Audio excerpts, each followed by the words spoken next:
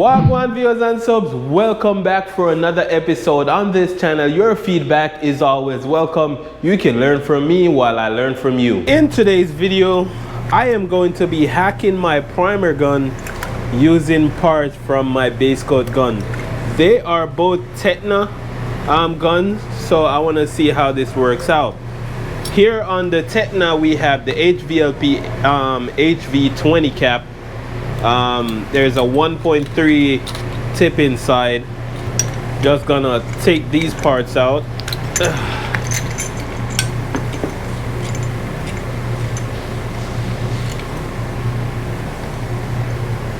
So on the primer gun we have the high efficiency PR10. And in here is a 1.8 tip size.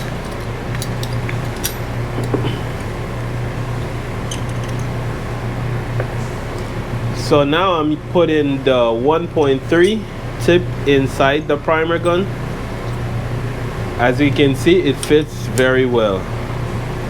Give it a tighten, and then I use the Tekna cap and place it onto the primer gun. So that's all I've been doing for now. Get me a regulator on here.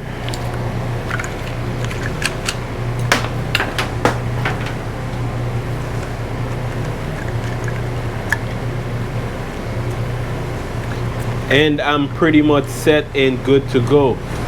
This should be very interesting.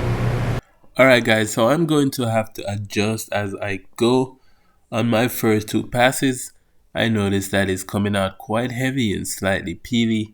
So I'm going to have to adjust my pressure and my fluid. So I need less fluid and I'm going to put a little bit more pressure. Now I'm not sure how much I can do with this, but this is where experience and skill comes in. You know, given the fact that this is a primer gun and it's not designed with that fine-tuned atomization that you might be looking for in a paint gun. I like to spray my base coat wet so the texture here is not that off. We will find out the full extent of what we're dealing with once this flashes out for about 10 to 15 minutes. I will keep on adjusting as I go until I feel comfortable with the atomization. Now I am doing this video because of the questions I get from you guys. Is this possible? Well, I've never done it before, so we're pretty much experimenting this together.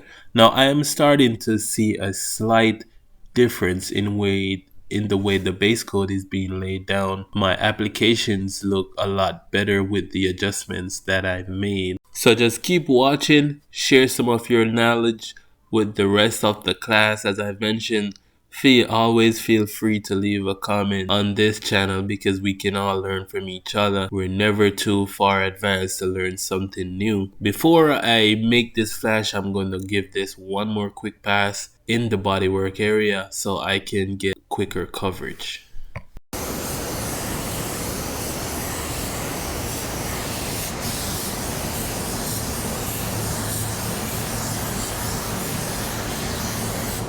Here is what it looks like after 10 minutes of flash time, guys. As you can see, it's smooth and slick. It's looking really good, despite the fact that I'm having a little bit of problem getting the droplets to get smaller. But as you can see, when I wipe my tack cloth over it, you know, it's still smooth. I barely picked up any leftover overspray at all. So that's a good thing. Having your base coat nice and smooth is the goal that you're looking for to get a beautiful finish with your clear coat. On this side it's a blend, so I picked up a few overspray, but as you can see, if you can hear it, it's not rough. You can hear something when you wipe your cloth over it and hear how rough it is. In this case, we're looking good so far. So I have about 2 more coats to put on here and we should be okay. To keep things moving along, I already applied the rest of my base coat applications. Now I'm using the sun gun with the lights off in the booth to check for proper coverage When spraying transparent colors or pearl colors, it's quite easy to miss something. So you want to make sure that you double check your work before you move on to the clear coat, because if you miss something, you're going to either have to redo it or just pray that the customer doesn't see it. Alright guys, so here's what it looks like after 3 coats, and we have it all flashed out. As you can see, it looks slick and smooth, despite the fact that it was coming out a bit peely and I couldn't control that atomization because it is a primer gun. So here's Brian. He was filming me while I was painting.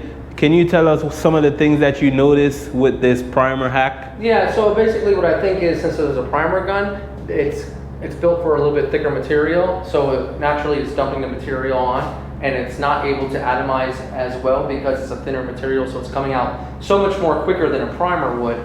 But I think, you know, it worked, and you and I mentioned that we'll probably most likely not use this for metallic, or maybe again, but just for fun, it definitely worked out, and it laid super smooth. Right. So there you have it, guys. Time to clear. I will not be using that gun for clear. I will be using my favorite budget gun here, the Master Pro 44 series. So let's get rolling.